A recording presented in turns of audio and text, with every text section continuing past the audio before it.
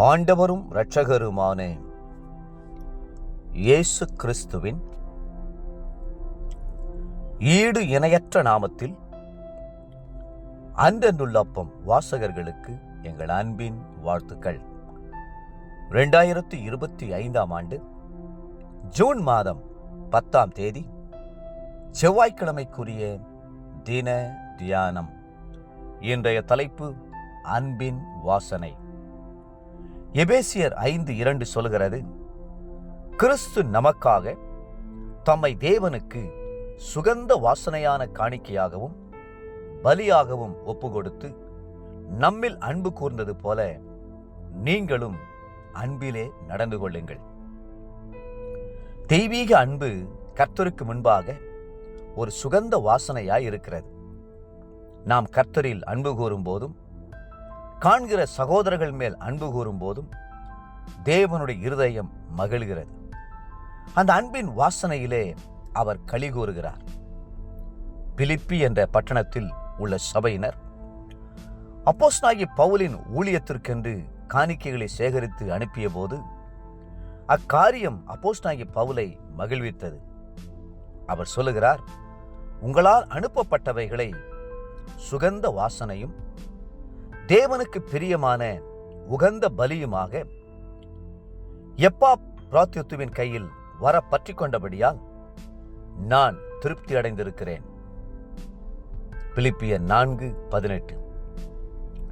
நம் ஆண்டவருக்கென்று காணிக்கை கொடுக்கும் போது இயேசு எப்படி நம்மில் மனப்பூர்வமாய் அன்பு கூர்ந்து தன்னையே காணிக்கையாய் கொடுத்தாரோ அதுபோலவே நாமும் தெய்வீக அன்பினால் நிரம்பி மனமுவந்து கொடுக்க வேண்டும். ஏதோ கடமைக்காக என்றல்லாமலும் காணிக்கை எடுக்கிறார்களே ஏதாயிலும் போட வேண்டும் என்பதற்காகவும் காணிக்கை கொடுக்கக்கூடாது. நீங்கள் காணிக்கை கொடுப்பது கர்த்தரை கனப்படுத்துவதாக என்பதால் உங்களது காணிக்கையானது உங்களுடைய முழு அன்பிலிருந்து வெளிவந்ததாக இருக்க வேண்டும். அதுவே சுகந்த வாசனை வீசக்கூடியதாய் இருக்கும். ஒரு காலத்தில் அமெரிக்க ஐக்கிய நாட்டின் ஜனாதிபதியாய் இருந்த ஜான் கென்னடி வாலிபனாய் இருந்தபோது வாசனை தைலம் தயாரிக்கும் கம்பெனி ஒன்றில் பணிபுரிந்தார். தனது வருமானம் முழுவதையும் ஒரு மிஷனரி ஸ்தாபனத்திற்கு கொடுத்து அதை தாங்கினார். அவர் தினமும் வேலைகளை முடித்துவிட்டு வெளியே வரும்போது தெருவெல்லாம் வாசனை வீசக்கூடிய அளவிற்கு அவருடைய வஸ்திரங்கள் அந்த வாசனை தைலத்தின் நறுமணத்தினால் நிரம்பியிருந்தன. என்னுடைய தாத்தா ஒரு பள்ளியிலே தலைமை ஆசிரியராய் பணியாற்றினார். ஒவ்வொரு மாதம் சம்பளம் வாங்கும் போதும் கர்த்தர் கொடுத்த ஜீவன், சுகம், பலனுக்காக நன்றி செலுத்திவிட்டே வாங்குவார். பிறகு அந்த சம்பளத்தில் 10ல் ஒரு பகுதியை எடுத்து வைத்துக்கொண்டு தேவனுடைய ஊழியக்காரரை காணச் செல்வார். ஊழியத்துக்கு கொடுத்த பின்புதான் குடும்ப செலவுக்கு தன் ஊதியத்தை பயன்படுத்துவார். இதனால் அவருடைய குடும்பம் மிகவும் ஆசீர்வதிக்கப்பட்டது.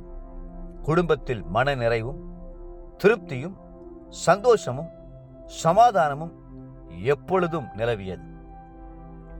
கர்த்தர் அந்த காணிக்கையை சந்தோஷமாக ஏற்றுக்கொண்டு அவர்கள் குடும்பத்தை ஆசீர்வதித்தார். தேவப்பிள்ளைகளே, கர்த்தருக்கு கொடுத்து குறைந்து போனவர்கள் ஒருவரும் இல்லை.